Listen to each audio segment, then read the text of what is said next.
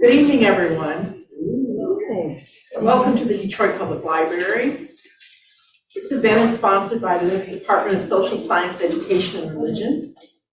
This evening's discussion is of this volume, Negroes in American History. It examines the Michigan Manual of Freedmen's Progress, published in 1915, and documents the political, economic, social, and cultural history of African Americans in the state of Michigan. To honor and pay tribute to these unsung pioneers, this book was republished and edited by tonight's speakers, Mr. John Green and Mr. David Hitt. While I have the floor, I would like to provide you an overview of another upcoming social science and education religion-related program here at the main branch later this month. On Tuesday, February 21st, Dr. Tariq Ramadan, adjunct professor at Wayne State's Department of Anthropology, and Aaron Sims, founder and executive director of Project We Hope, will discuss their collective efforts to preserve Malcolm X's home in Inkster, Michigan. The home was recognized by the National Register of Historic Places after being placed on the demolition list for nearly 2 decades. Please mark your calendar. In regard to tonight's program, the speakers are, as I mentioned, Mr. John Green and Mr. David Hitt, and they'll highlight this state-sponsored commission report that was completed in 1915. Mr. Hitt is a history enthusiast and presented at a program for us last month, and Mr. Green is a former historian at, well, I wouldn't say former, historian at the Charles H. Wright Museum of African American History. Let's give a warm Detroit Public Library welcome. Thank you so much. I've got a lot to be thankful for. So, of course, I'd like to thank my Supreme Creator for giving me the help to come out here today. And my sense is to do the things that I need to do with the research and so forth. I'd also like to thank the Creator for bringing me my queen into my life. She came here tonight. She had the time. She's such a professional, and I'm glad she had the time to come out. I'd like to thank Mary Cardigan, who I have a very good relationship since I came to the city of Detroit, and she's been able to allow me to come in and make quite a few presentations right here in this library. So I'd like to thank her, and also Camille, who I've been engaging in recently with this presentation, and everybody, the staff has been so welcoming. A lot of times people ask you to come out, but there's a lot of organizations getting that information and coming out to and from. So I just want to thank all the people that's involved with it. If I didn't miss any names. History is usually hidden in plain sight. But as a historian, that's what we do. We begin to gather information like an investigator and find this information and bring it to the public attention, to preserve it, to give people a better understanding of it, young and old. A lot of historians, we also have a tendency to travel along the same path. When I first came to the city of Detroit in 2011, I got a good connection at the Charles H. Wright Museum, not knowing that John Green was one of the first people that worked along with Charles Wright for many years. When I joined the Black Historic Sites Committee, or the affinity group at the Detroit Historical Museum, he's an original member of the Black Historic Sites Committee. So as you move around, you begin to get traces of people that you meet later on. And I'm honored to be here with John Green, because so many people during his era is no longer here. So I encourage you to embrace him, to support him, and thank him too at the end of the day for coming out. He may be moving a little slow, but his mind is sharper than mine. Okay? So getting to this, I came across this book, Negroes in Michigan History, because I'm a historian. I've seen this time and time again, but I couldn't get a copy. You're like, it's out of print, it's out of print. So finally I met Mr. Green, and he had a couple copies. And I was able to get some copies and put on my table. But then I ran out of more copies. And we needed to get some more reprint. So when you get published to the reprinted, that's thousands of dollars. They don't print 5, 10 books. You go into the numbers of 5,000, 10,000, and so forth. So that took some money. So be conscious. This is the 4th reprint that we have of Negroes in Michigan history. The first one was in 1968. And John will give you the information about that. I'm going to step back on that. Okay? Now, let me go to the next slide.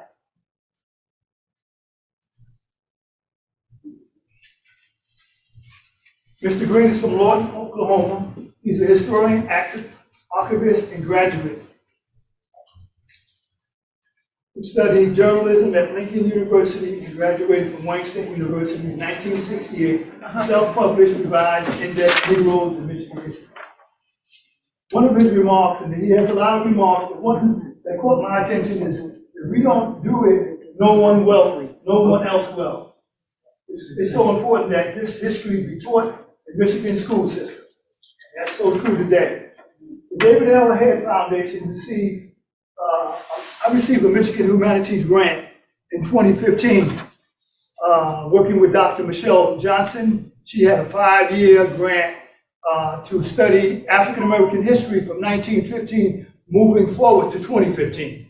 And that book was the seminary work that they utilized to gather that information, because that's the only documented history of Michigan Black achievers in the state of Michigan. Okay? And John Green will share some information, and I will as I move forward in the presentation. So what I did was basically gather information from the commissioners who gathered that information to find out progress within their families. And there's still some families here right in the city of Detroit. Unfortunately, I only had 1 year to do that. So I was able to connect with some families. I don't want to go into all of that. We can share that at the end of the presentation. And it was really some good stuff that I was able to connect with some of those commissioners and their families, how they move forward to 2015. Okay. Negroes in Michigan history. This is a state resolution. Senator Basil Brown and Arthur Cartwright sponsored resolution number 233, commemorating the publication adopted July 24th, 1968. So it was the republication of that book. John and Green spent countless hours compiling, indexing, and raising funds to reprint official record of Michigan Negro achievement. I think it's the only one that did that in the Lincoln Jubilee out of those 18 states.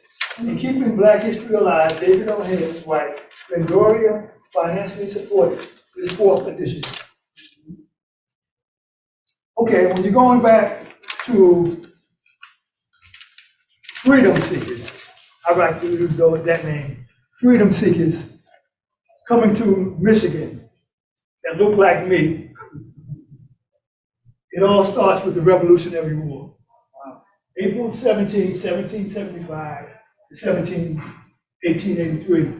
It was all about self-determination, freedom, independence. The War of 1812 against the British, that was the same thing. There were still some issues regarding territories. When America won that war, the Northwest Territory was now open to all Americans. And what made it so beautiful for African people, who were not Americans at that time, people of color, Negroes, colored, those were some of the names, was that the land ordinance of 1785 provided an orderly procedure to sell lands north of Ohio, divided territories into townships 6 miles by 6 miles square, opportunities to own a lot for a very cheap price. Some land reserved for Revolutionary War veterans. Okay? And that was on purpose. African Americans were some of those veterans that played a part in that war. Well, then this was followed by the Northwest Ordinance in 1787, created a Bill of Rights for settlers. Slavery would not be allowed in the Northwest Territory. If I'm not enslaved, if I'm enslaved or if I'm free, this is an opportunity with land ownership, okay, at an affordable price. For me, my family, my relatives, and it protected freedom of religion and ensure trial by jury. So those were some great things for black people that were free, that was enslaved. This was a great opportunity to come. For those people that had the courage and grit to come out here and create farms and land. This was a wilderness out here. It was a lot of hard work. They could build schools, land, businesses, and they could raise their family and relatives and neighbors harmoniously. Now, black people was not the only one that were coming to Northwest Territory. There was white people too. So if you're coming to this territory and I'm coming to this territory, we're working together to create a settlement. You're not thinking about prejudice because you want to create something for your family just as well as I do. So they worked harmoniously together. They built schools, they built churches, okay? During that time. With the opening of the Erie Canal in 1825, this allowed people from the Atlantic Ocean, people up in the New England states, in New York, New Jersey, Pennsylvania, to travel here and take part in that. People are talking. Black people are talking about this opportunity. They're already farmers, but there's opportunity in the Northwest Territory. And that's when they start coming. Even more people started coming. It was a gateway, okay? It was a great opportunity. Those who had the courage. And they started coming.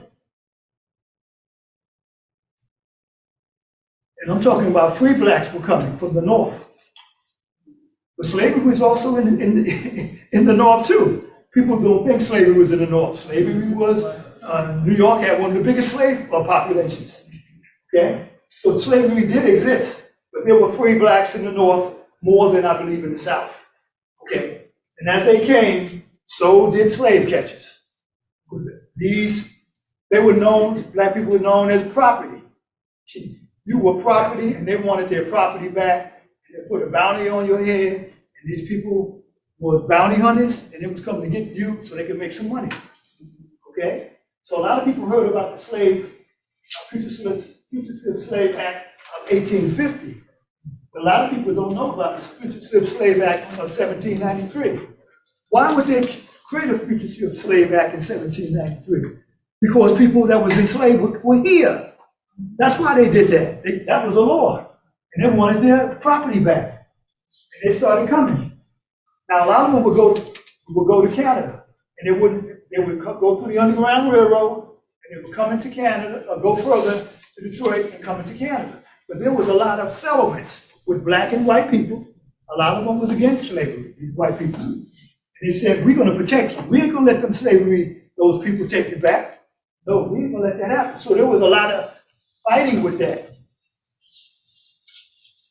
Back and forth, okay?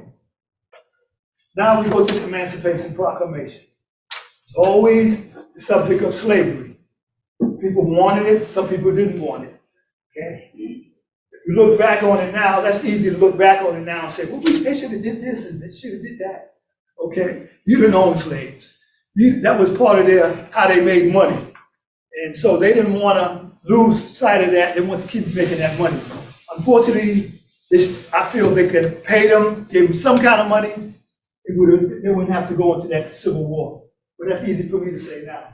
President Lincoln issued the Emancipation Proclamation only because they would not come back into the Union. He wanted them to come back. He gave them the chance. He was hoping they came back. He said, if you don't come back, I'm going to free the enslaved Africans. I'm going to make them free. Okay? And he did that. And he also did that because they were losing the war too. They needed colored troops, which was really African troops. These people were from Africa, so they were really African troops. Okay, Michigan played a big part in that. People came from Canada and probably Ohio too, but there was a lot of them right here in Michigan. And 1864, Michigan 1st Colored Regiment was mustered. There was over 1,600 Michigan Negro citizens enlisted in the Civil War.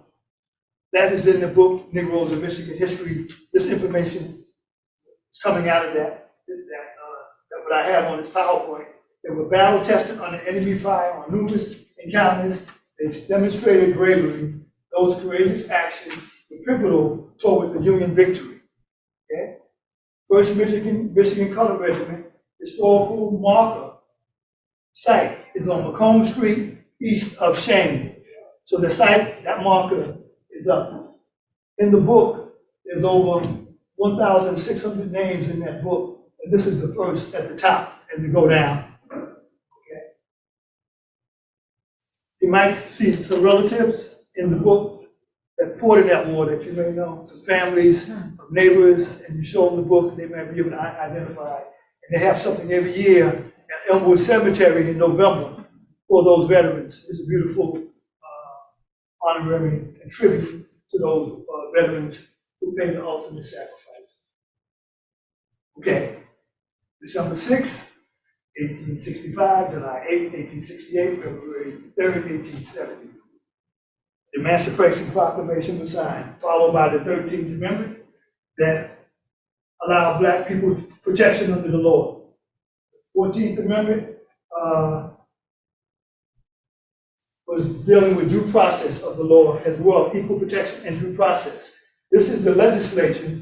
The 15th Amendment allowed Black people to vote. And the 13th Amendment was dealing with slavery. Oh, this is the 13th Amendment, that's what it was. It allowed Blacks, because the Emancipation has freed Blacks, slaves in the Confederate States. When the 13th Amendment was signed, all enslaved Black people were free. That's very powerful, okay? People have a lot of things negative to say about Abraham Lincoln, but by signing the Emancipation Proclamation and fighting the Confederates and winning that war in the 13th Amendment, he got killed for that. There was people that was very angry, and he got killed. He got somebody shot him in the back of the head while he just going to a concert. So they can say what they want, but he died for that, for us to be free. So that was very powerful. This is constitutional law, U.S. constitutional laws, and that was very powerful. But in pursuit of equality, Blacks encountered slavery by another name. Okay, and these names were Black codes, which required 500 bond and possession of freedom papers. Medical science, Black inferiority theories. These were medical people said Blacks didn't measure up, they were inferior. Newspaper articles that was very anti-Black, inciting racial hatred, depicting Blacks as criminal and sexual predators. And out of that comes mild violence behavior of Ku Klux Klan spreading in Michigan throughout the populous cities.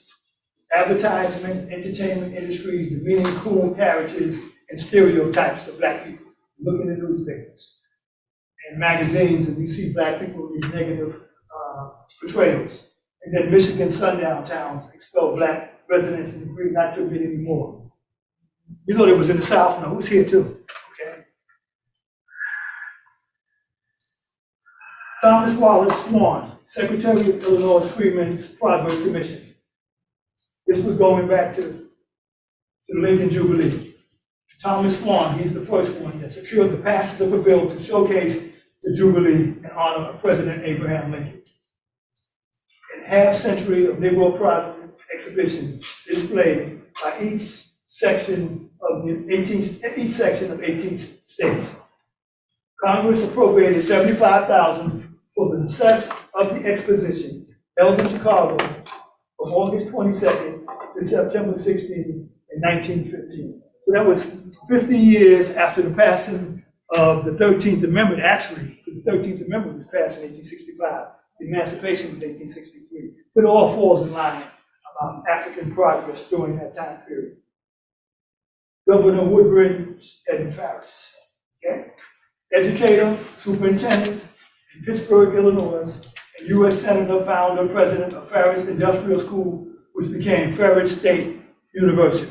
So his name, we hear about Farris State, but we don't know who this great man is and what he did and what that name still, what they're still doing in education for all people.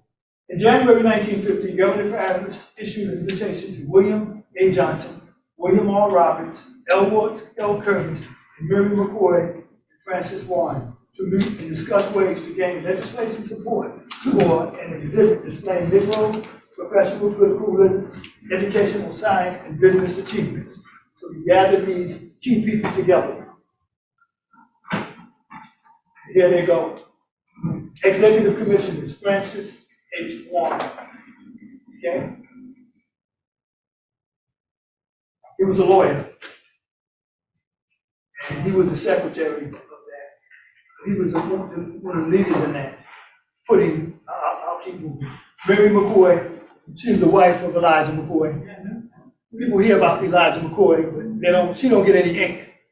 Women's always get kind of thrown under the bus. But she was known as head of the women's club movement. And I got some more information about her. Truly an amazing woman in her own right.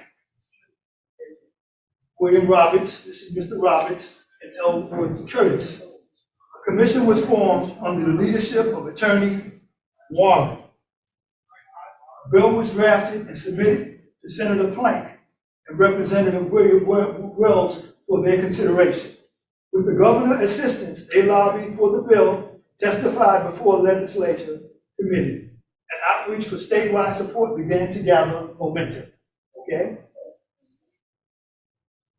These are some of the other commissioners, Freedom Executive Commissioners. This is the president, Oscar W. Baker.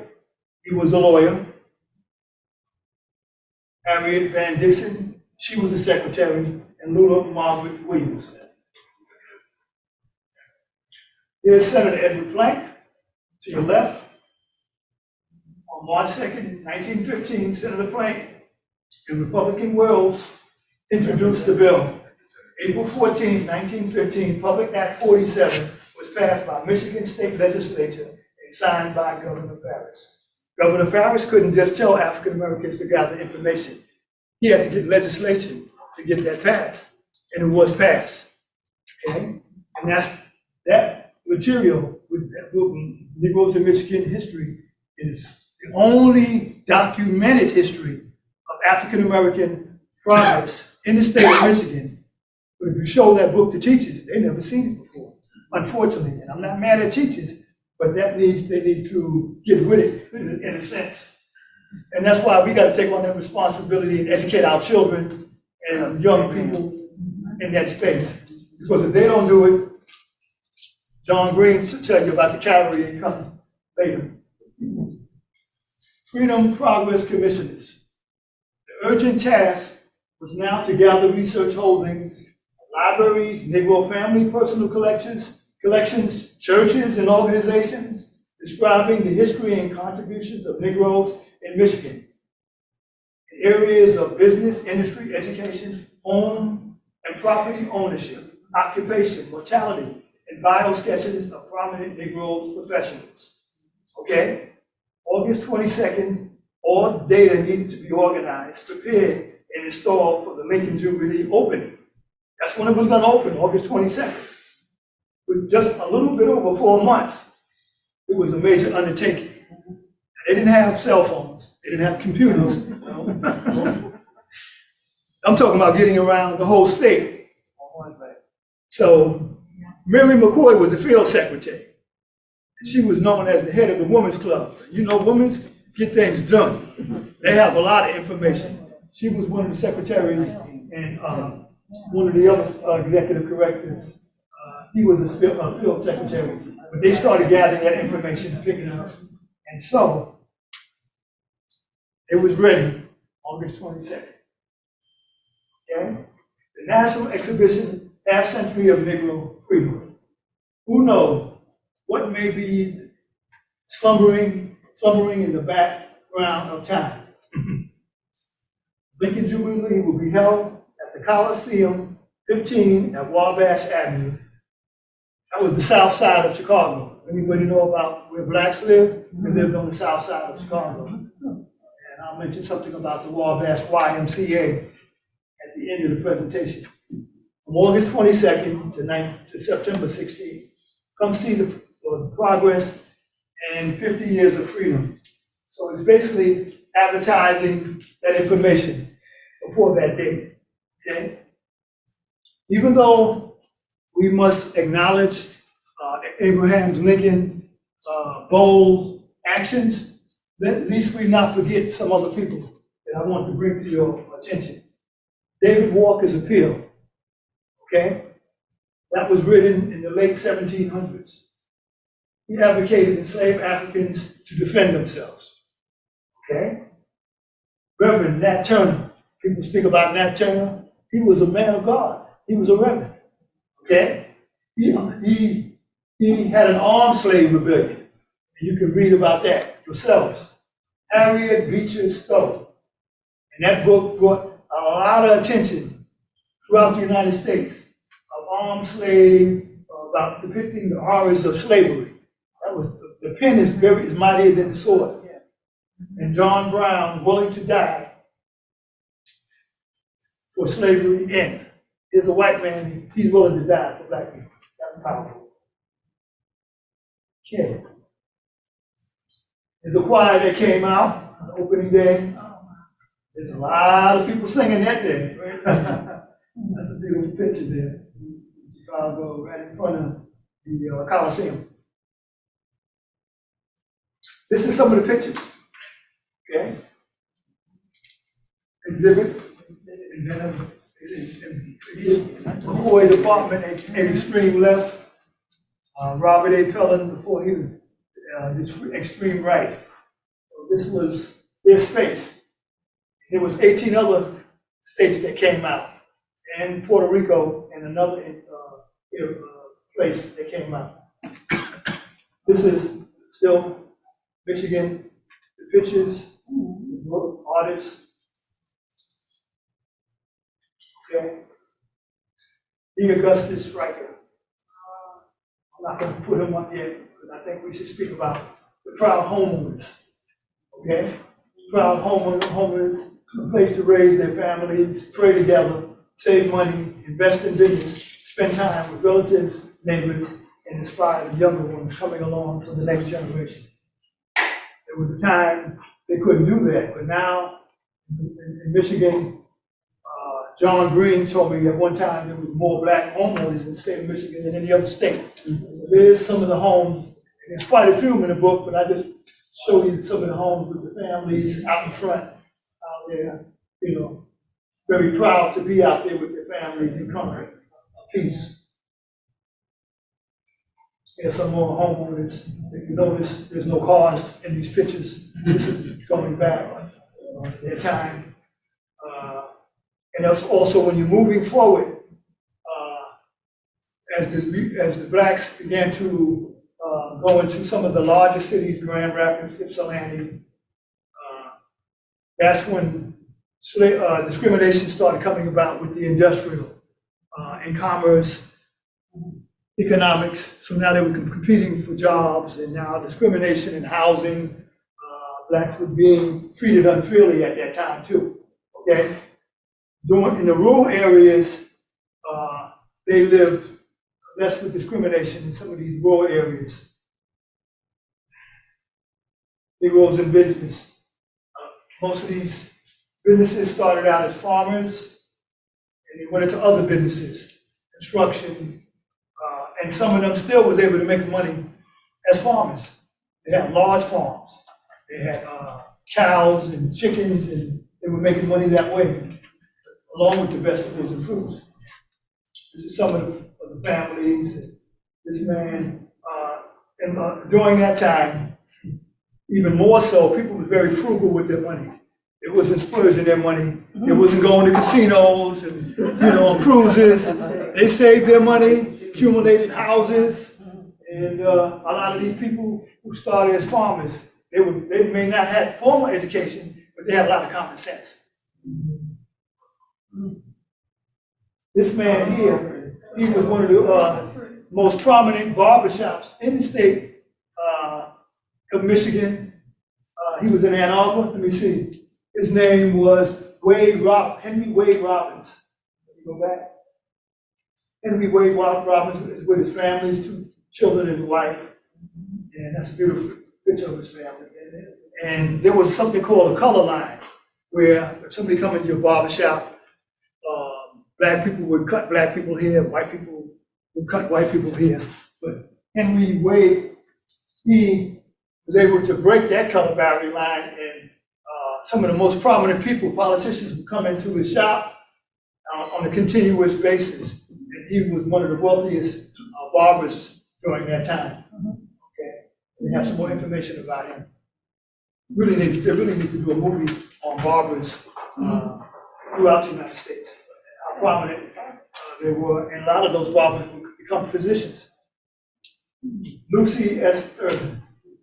Lucy Thurman, I can't leave out the great woman in my presentation, and she was one of them, and there were so many. But Lucy S. Thurman played a more of a national scope of leadership, okay? You had leaders locally, but she was one of the national leaders. 1883, founding member of the Women Christian Temperance Movement. Now, the Women Christian Temperance Movement, that was basically dealing with the woman suffrage movement, and these were white women. She was one of the only black women that was able to play a leadership role in the white women's temperance movement. Because there was discrimination with the white temperance movement. But they allowed her. That's just going to show you what kind of person that she was, and was able to get the message through with them. And they embraced her. She was the president of the Michigan Association of Colored Women's Clubs. I think they had, the voting was in Washington in 1895 or 1996. 1896. She was the president of the National Association of Colored Women's Club. So she was playing a leadership role in these organizations. Now, these organizations, there were some very educated, prominent, wealthy women. Mary Church Durrell, she was one of the first president of the National Association of Colored Women. Her father was the first black millionaire. Okay, and she was a graduate of Oberlin College, and she lectured around the world. Mary Church Durrell, but she wasn't from Michigan. She was from Ohio. Lucy worked alongside Mary McCoy to uplift women, provide for children, and serve the elderly. So they was trying to help women that were coming in from the South, so they can get their self footing in a city environment, and they wouldn't be taken advantage of. Okay, and they provided that. They provided for children and served the elderly too, because they opened houses. So when you got old, there was somebody that's going to take care of you, like when you got older there. There were so many people that didn't have the money at that time. So these women that were middle class and high class, they started creating these women's clubs. And she played a leadership in the women's club on the national front. On the local front, there's Mary Church Durrell, and McCoy Children's Home. She created a house here in the city of Detroit, the Phyllis Whitley Home. That was another home here in Detroit as well. She played a leadership role with Fannie Peck. Fannie Peck is in that book too, The Negroes in Michigan History. She was a school teacher in the city of Detroit for 50 years. That's a long time to work on one job. So she loved what she was doing. And I think she was able to break down the discrimination in the school system, Fannie Peck, as well. So she worked along with these women. Albert J. White, he was a construction engineer in Kalamazoo. And he would, because they didn't have any school for architects during that time, so he learned the trade with his hands on up from there, coming up through the masonry trade. And his family walked from Illinois, South Carolina to Illinois. That's a pretty long walk when he was a child, okay? And he was able to put up these sites, and there's more. The Burgess Hospital, Parsons Business School, St. Anthony's Comstock, Riverview Paper Mills. These are industrial sites. Illinois Envelope Factory, Central High School, Jewish Synagogue, Nazareth Academy, High School, Plainfield, and there was more. Truly a very humble man and very respected. So when they're speaking about the first black engineers in the city of Detroit, you hear the name of Cornelius Langston Henderson to help put up the bridge in the Ambassador Tunnel, and you hear about Frederick Pelham, Frederick Pelham, the Pelham family, who helped put up, who earned a civil engineering degree from the University of Michigan. Okay, and you'll hear about those men, but he was before both of them. Okay, Albert White. Here's the extraordinary Pelham brothers. Robert Pelham, inventor, lawyer, politician, and journalist. Benjamin Pelham, he's right here. He's a politician, journalist, editor of the Venture and Detroit Plain Dealer. And then you had Frederick Pelham, that's the young man at the top, and he worked, he got a civil engineering degree, the first one from the University of Michigan. Cornelius Henderson was the second. And he worked for the Michigan Central Railroad as a bridge builder. There's over 20 bridges he built. But unfortunately, when you look at the names on the bridge, it doesn't mention that he's part of that, okay? And what I was told was that the Michigan Central Railroad during that time didn't hire blacks either to work as common workers, okay? But Frederick Pelham was so outstanding, he was the valedictorian in his class. So he must have got word that this guy was brilliant, so they gave him a shot. And they seen how brilliant he was, that's how he built 20 bridges. Reverend James Henderson, okay? He was an AME minister. He's the father of Cornelius Langston Henderson, and he was an honorary commissioner. And there was many, but he was one of them, okay? He was the minister of Bethel AME Church and Ebenezer churches in the city of Detroit. He was the president of 2 historical black colleges, and they're basically AME colleges. Morris Brown was the second minister, bishop of the AME church. And Daniel Payne was the 6th minister of the AME church.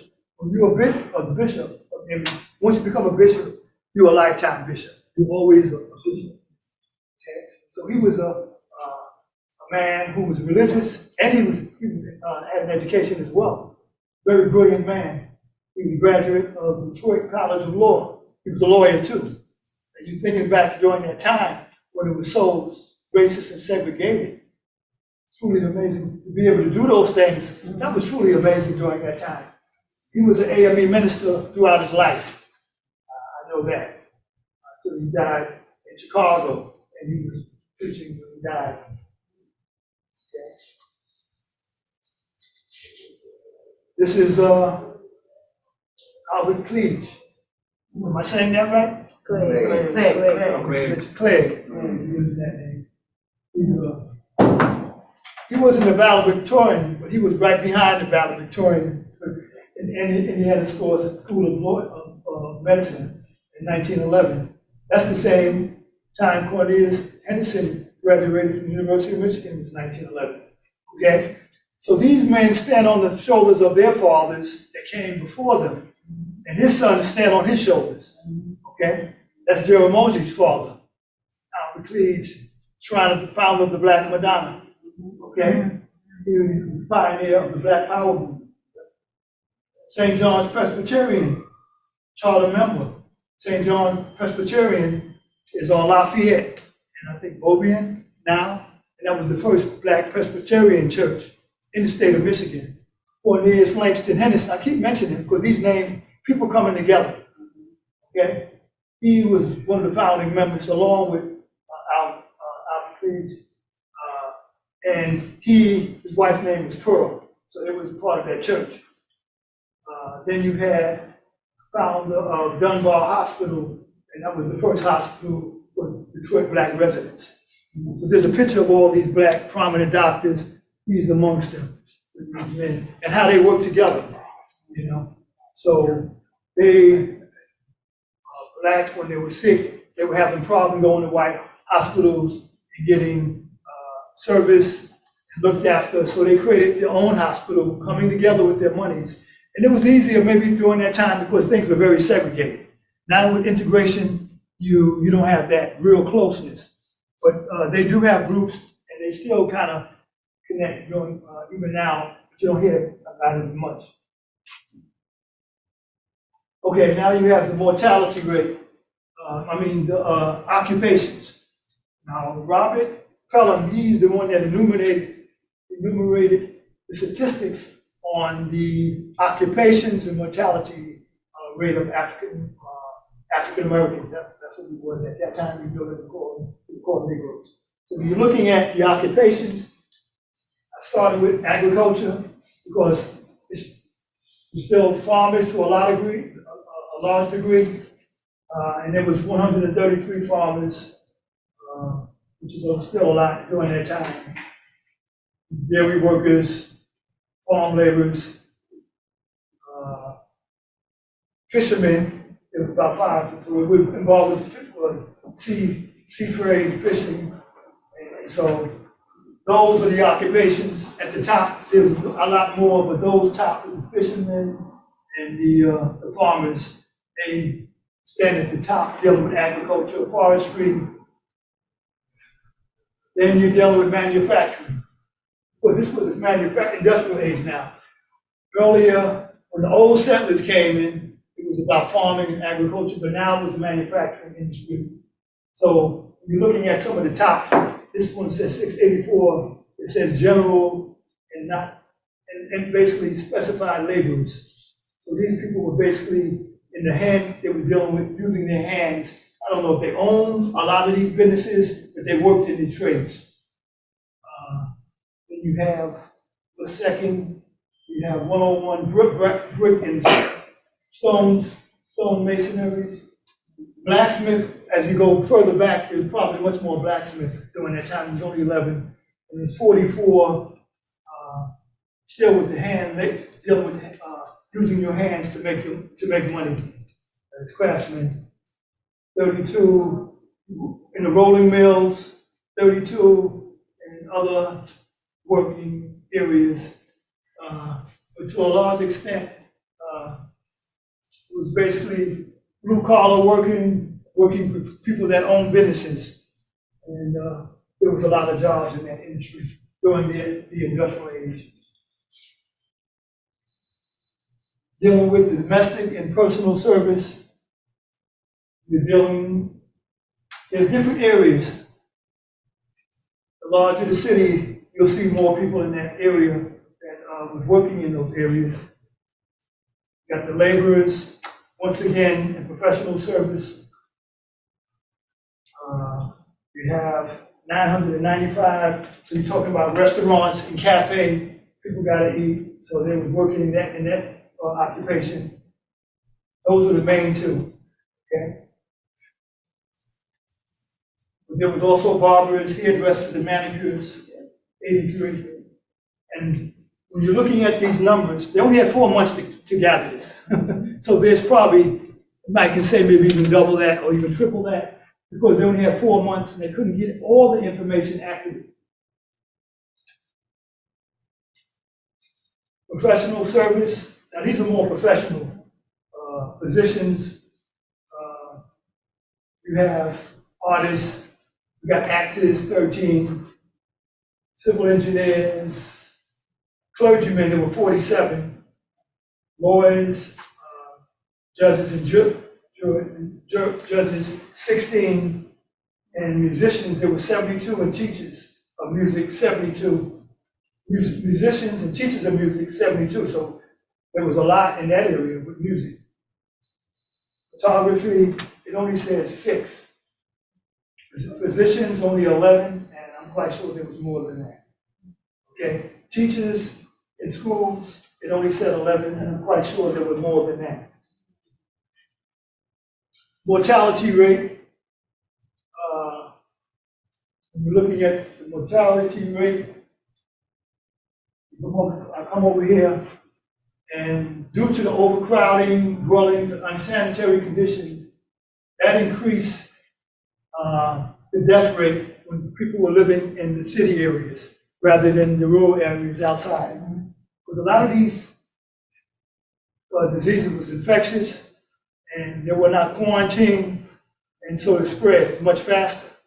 And a lot of people were dying. And one of the key was tuberculosis, typhoid fever, measles, whooping cough, pneumonia, influenza, which is the flu, and an organic heart disease. And organic heart disease deal with germs that deal with a lot of unsanitary conditions. So once those germs got in your bloodstream, that one can be very deadly. Then you had the bright disease that killed a lot of children.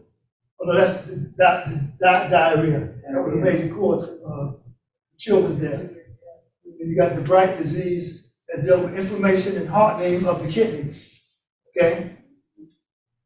We don't hear about that too much, I don't believe, bright disease.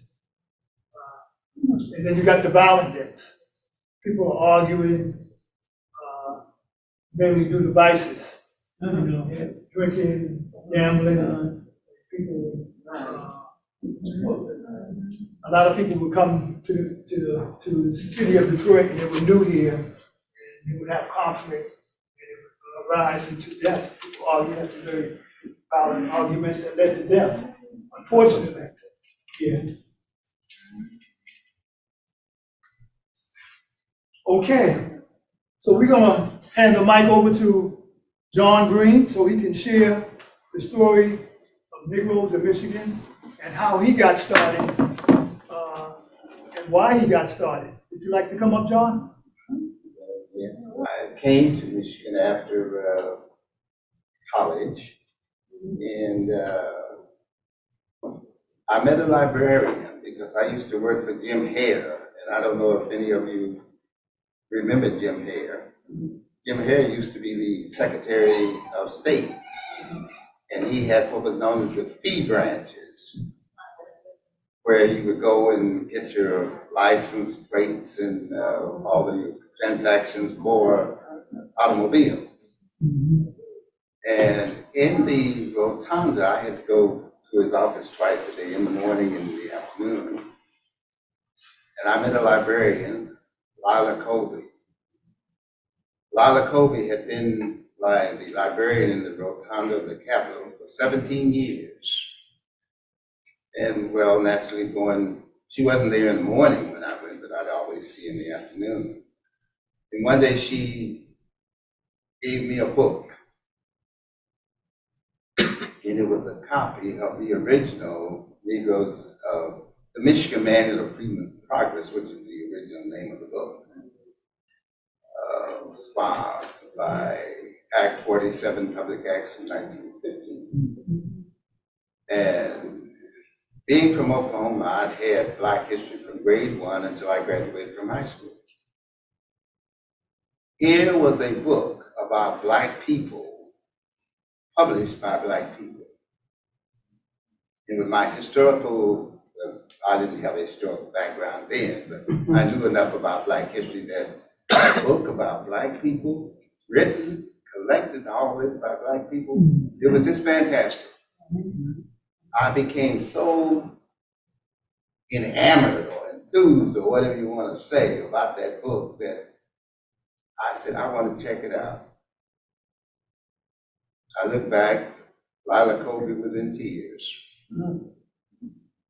She said, John, you're the first colored person who's ever asked to check this book out, and I've been here for 17 years. I've shown it to every colored person at that time. That was what we called who's come through the library here. They look at the book and say it's nice and hand it back to me. I took it for 2 weeks, and after 2 weeks, I took it back in, and she said, are you finished with it? I said, I haven't even got started. I said, but you know, I know that I only had 2 weeks. So she said, John, nobody ever asked for this book. I'm going to put the card in the back of the file, as long as you want. I kept it for about 3 or 4 months, and then I took it back to her. And I was going to turn it in, and she said, well, what did you notice about it? I said, well, it's a nice book. I like the information and blah, blah, blah, blah.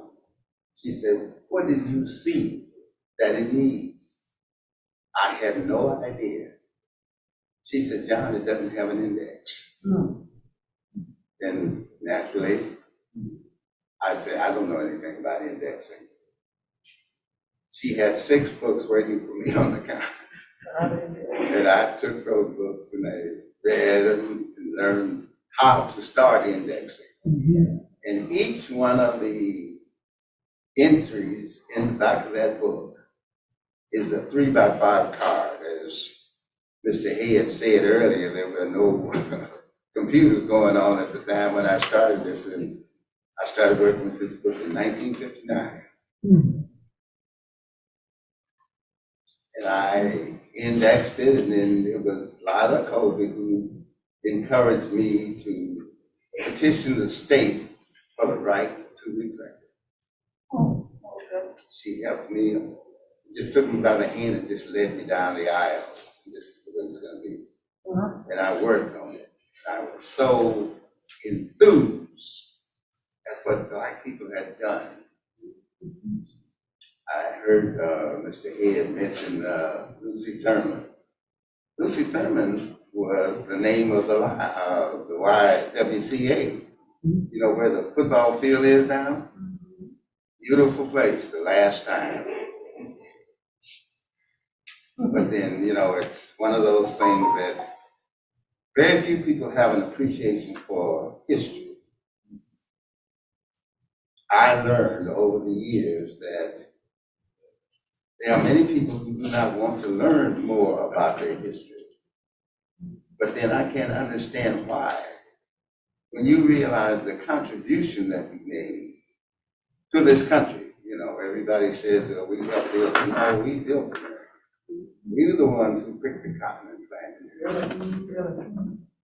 And you know, the thing that excited me about the book is that I realized that the power that were in charge at that time didn't want to give you the credit. So we had to print our own book. We had to let you know that there are people who have done things that you know nothing about. You know, and I'm not going to stay here and talk a long time, but I want to give you one example. We've all heard about Elijah McCoy. Many people don't realize the saying that comes out of it, is this the real McCoy? And all this man did was put together an oil cup in order for big machines to reach an efficiency point. They have to run up to a certain speed. And with metal running against metal, you're going to get a time where it's dry. And you need to keep it moist, and you need to keep it moist with oil. And he set that cup so that it could drip, drip, drip. But then we never saw those big engines because they were in boats, they were in stationary places, the electrical plants, and this, that, and the other. So we miss out on a lot of things that Black people have invented because you don't pay attention to your history. I look out here every day and see the Ambassador Bridge, and the name that gets me is Cornelius Langston Henderson. He designed the Canadian approachway to that bridge. You can't get on or off that bridge in Canada unless you use that approachway. He also taught them how to lay the tunnel, which is a tube within a tube. But then he couldn't get work in America because the United States Steel Company was doing it in America, and they were not hiring people of his complexion. He went to Canada because he met a classmate one day who said, my uncle is running a job over there. He called him up, he went to Canada, they signed him up. He stayed with the Canadian Bridge Company over there for 48 years, designing buildings all around the world. And you don't even understand what a great feat that was to have had, you know, to have done this. But the other thing that I want to probably say, and I wish you would remember, is that we are the only people who are responsible for our own history. We have no right to get angry with anybody because they don't keep our history up. This is our responsibility. And if you don't think enough of your history to keep it up, I really don't know what to say. And then I hear people say all the time, well, you know, history was so dumb. Where did you go to school? It is one of those things that working with this, you know, thinking about Dr. Clay coming out of Indiana and Jaramogi. The other thing that most people don't know is that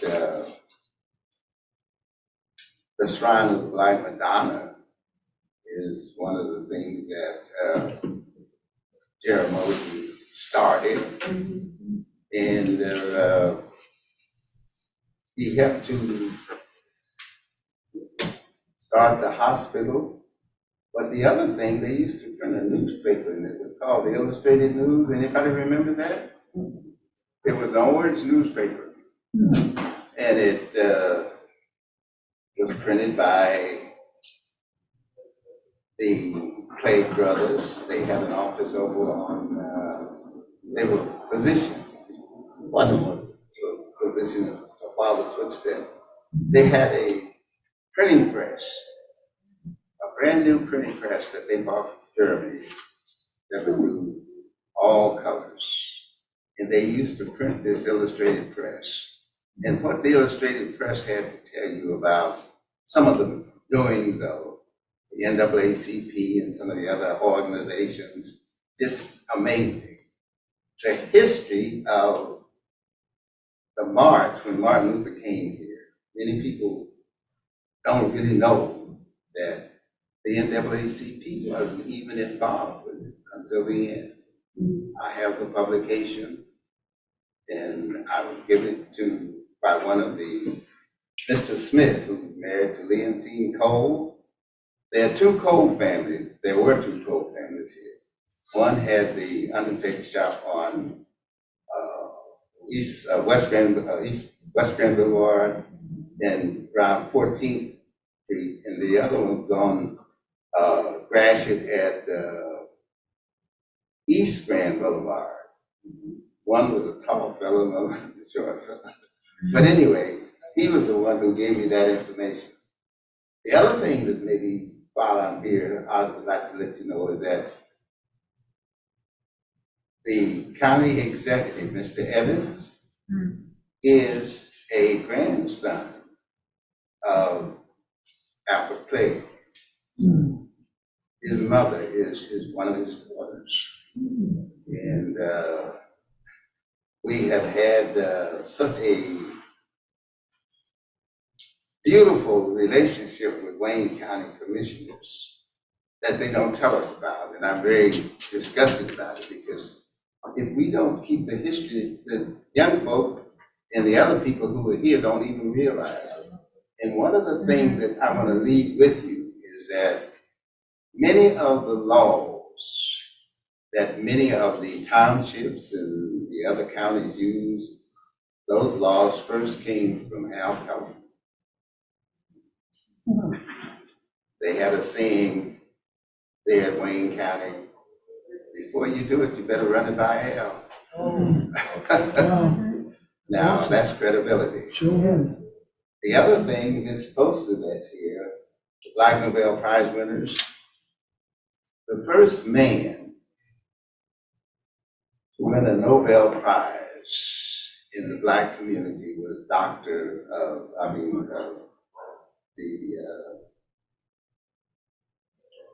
help me out. Ralph Bunch? Ralph Bunch? Bunch, Dr. Bunch, that's right. That's from Detroit. And he won in 1950.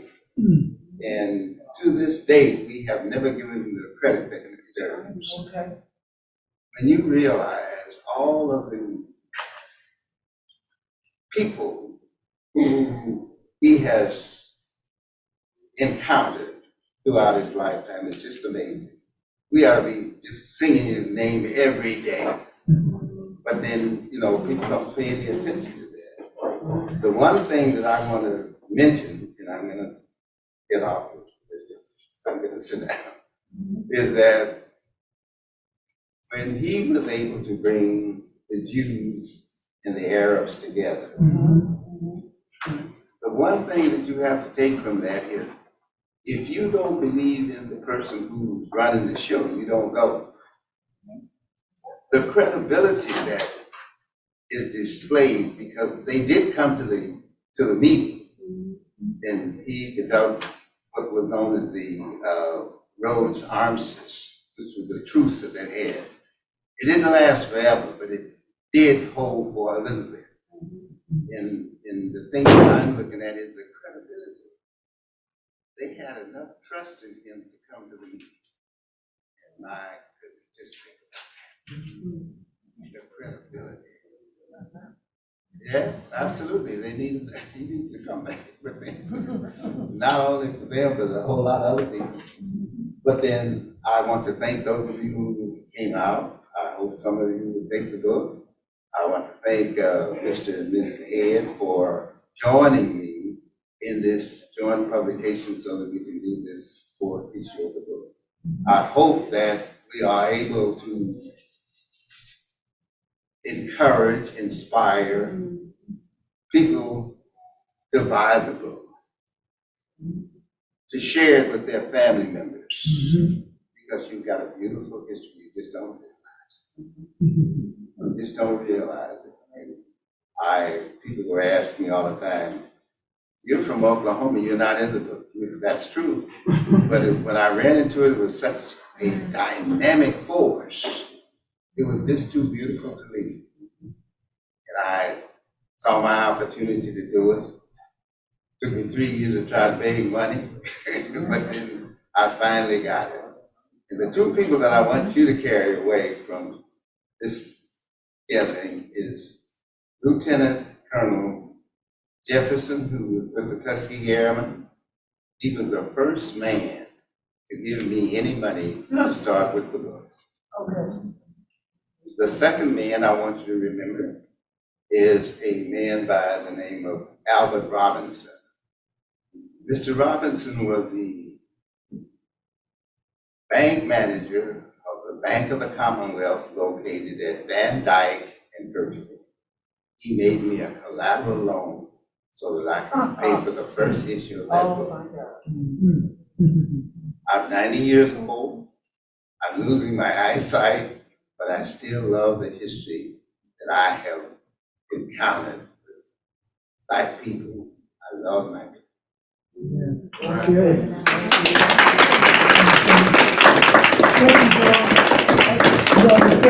One thing before I get off.